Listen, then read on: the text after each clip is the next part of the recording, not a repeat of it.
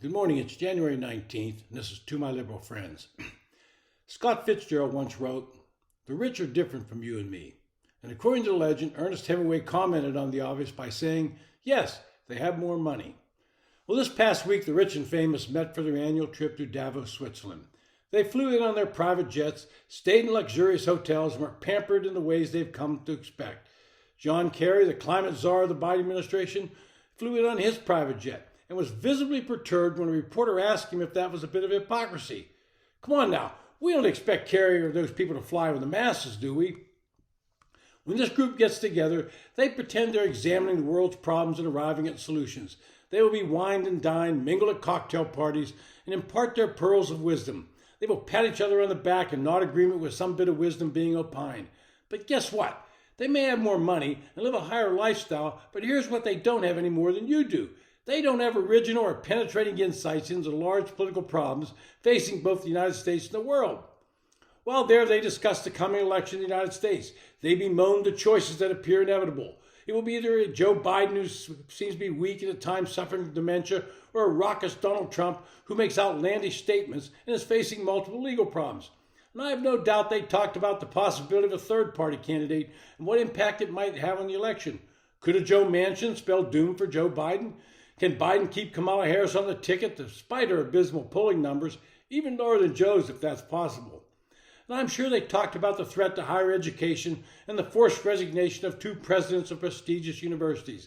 They probably commented on the fact that perhaps some in higher education have gone too far over the edge in their woke mentality, and too many of their graduates lack the ability to think independently or confront conflicting arguments because those conflicts have been banned from their campuses. At Davos, there was an unending number of speeches from, quote, world leaders and topics that would bore even the most ardent attendee.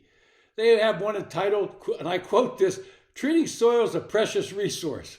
And they will dutifully sit through these presentations, acting like they're engrossed in the details, but the fact remains they would probably be just as bored as the rest of us would be.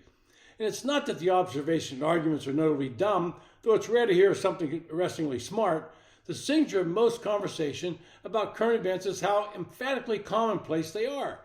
Business leaders, scientists, public intellectuals, cabinet ministers, and the roster of operatives who accompany them all to Davos tend to be a very high news consumer. Many of these people are frequently in the news who have regular access to principles of government industry. Outsiders, however, should liberate themselves from the illusion that these insiders really know the score. Their views are no more banal than the average person who also follows the news, but they're typically no less so. The real truth is these so-called world leaders watch and read the news constantly. That means their views are shaped by what they consume. In the end, they don't give any of us any new and pressing insight into world affairs.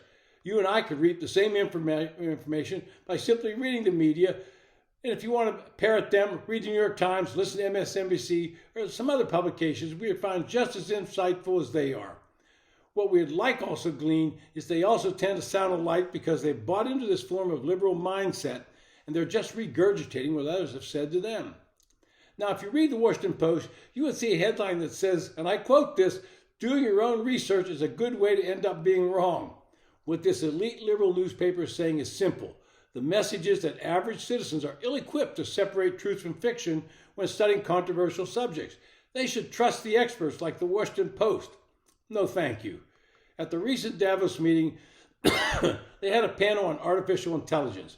Thomas Seibel, the CEO of a tech firm, expressed that one of his big concerns is about how too many young people are becoming anxious and depressed because of too much time on social media. This is the same group that doesn't want to work an 8-hour day. Also on the panel was Srikant Datar, Dean of the Faculty at Harvard Business School. One of his big concerns is how university intellectual culture is becoming too intolerant of opposing views. Duh, has he been to his own school?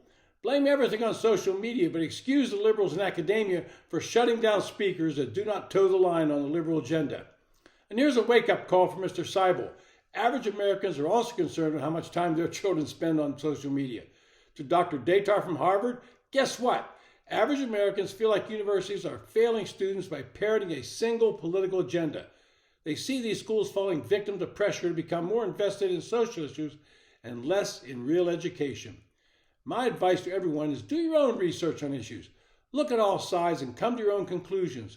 If someone tells you that you're not smart enough to do this, then they are the real idiots who expect you to just follow them like lemmings as these liberals lead you off the cliff.